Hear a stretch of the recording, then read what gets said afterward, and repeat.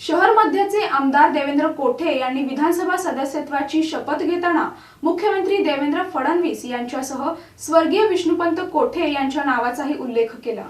आमदार देवेंद्र कोठे यांनी पहिल्याच प्रयत्नात शहर मध्य मतदारसंघातून भरघोस मतांनी विजय मिळवत मतदारसंघ भाजपकडे खेचून आणला।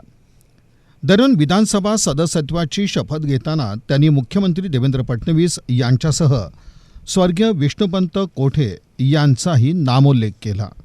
जय श्रीराम। मी श्री स्वामी समर्थ श्री पांडुरंगांना वंदन करतो।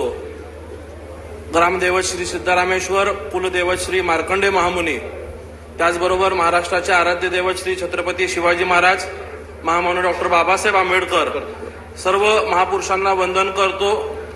माझे आजोबा स्वर्गीय विष्णुपंत तात्यासाहेब कोठे यांना स्मरण करत आदरणीय मुख्यमंत्री श्री देवेंद्रजी फडणवीस साहेब यांच्यावर श्रद्धा ठेवत मी शपथ घेतो की मी देवेंद्र सुहासनी राजेश कोठे 249 सोलापूर शहर मध्य विधानसभेचा सदस्य म्हणून निवडून आलो असल्याने ईश्वर साक्ष शपथ घेतो की कायद्याद्वारे स्थापित झाले आहे अशा भारताच्या संविधानाबद्दल मी खरी श्रद्धा व निष्ठा बाळगीन, भारताची सार्वभौमता व एकात्मता उन्नत राखीन आणि आता जे कर्तव्य मी हाती घेणार आहे ते निष्ठापूर्वक पार पाडेन।